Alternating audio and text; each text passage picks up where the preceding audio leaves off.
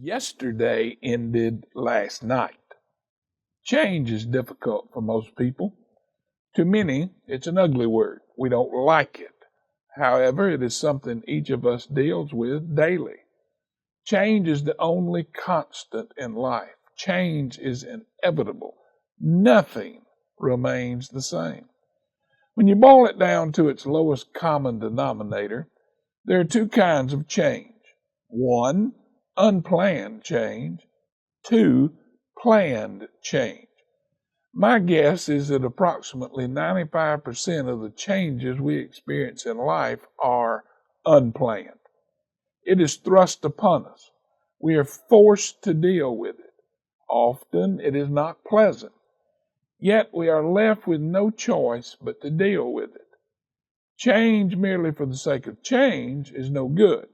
Change must emanate from a deep dissatisfaction with our current reality and must lead us to a preferred future. The story is told of a corporation that, due to mismanagement, had fallen upon hard times. The board of directors had a deep dissatisfaction with the current reality of the corporation. Therefore, they hired a new president with a reputation for turning around troubled corporations. His mission was to lead them to their preferred future. Every eye in the building was warily upon the new president as he reported for his first day of work. As he walked into his office, he effectively set the tone for what was to come and what the employees could expect from him when he tacked a banner on the wall behind his desk that read, "Yesterday ended last night." Wow! Talk about setting a tone for things to come. He did. Change was going to be the watchword of the day. With one well-placed banner, he effectively communicated the preferred future that he would lead the corporation to achieve. Every employee realized that there would be no sacred cows and nobody would be exempt from the repercussions created by the implementation of his plan to right a listing ship. Everybody knew that whether they liked it or not, change was coming. I wonder how many churches need to have a banner behind their pulpit stating, "Yesterday ended last night." Woo! I wonder how many of us Christians need to have a banner tacked somewhere in our psyche reminding us that yesterday ended last night. I think as individual Christians and as churches, we tend to gravitate toward the tried and proven ways of doing things, with which we are comfortable. We fail to realize that whether we know it or not, change is constantly occurring all around us. I recall reading an article that stated something to the effect that the human body is constantly regenerating itself. Cells are continually dying and being replaced by new ones. According to the article, during any 7-year period, every cell in the human body dies and is replaced. Think about it. Every 7 years, the human body has completely regenerated itself. Every 7 years, we are a completely new person. Of course, for some of us, like myself, it takes a little longer. There are more cells to regenerate. Folks look at me and tell me I need to get into shape. I tell them round is a shape. However, that's another devotion for another day. My point is that whether we realize it or not, we are constantly changing.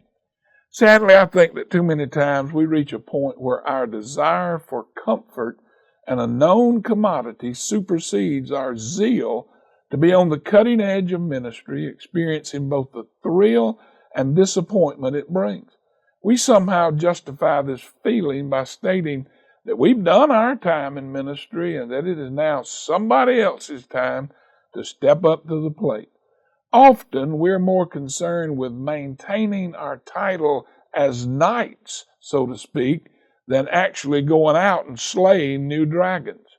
Listen, if what we did yesterday for Jesus still seems big to us today, then we have not done enough for him today. I wonder why we want to retire from the Lord's service when we can re-enlist. I believe it was pollster George Barner who said, by the year 2050, at current trends, 60% of all churches in existence today will no longer exist. Do you know why this is so? There are many reasons, but one of the most significant is that by 2050, the World War II generation and the majority of the baby boomer generation will have passed away. These two generations probably fund around 60 to 80% of church finances today. It will be a matter of simple attrition and economics. You see, change is coming, and we will deal with it whether we plan to or not. I hope this devotion will serve as a wake-up call for us. We better realize that yesterday ended last night, and whether we like it or not, change is coming. Whether it is good or bad, planned or unplanned, change is coming.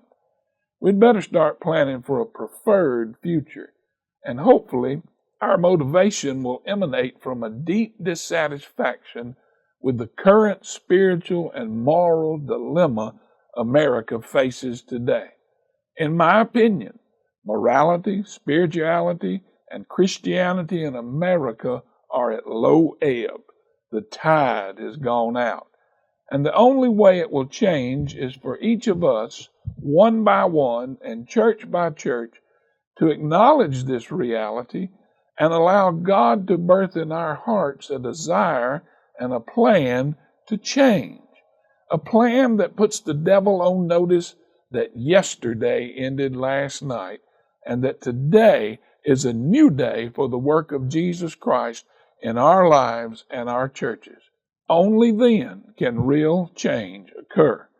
Real change in America will come when we change our hearts and attitudes toward Jesus Christ and again become one nation under God. This is our only hope. Hey, yesterday ended last night. Lord, would you help us to remember that your word teaches that we must work while it is day, for the night comes when no man works. Lord, I'm convinced that many, including myself, have wonderful plans about what we would do and will do for your work, but Lord, somehow we never seem to get around to it. Lord, let us remember that change is coming and we need to be prepared for it, Lord. And let us remember yesterday ended last night.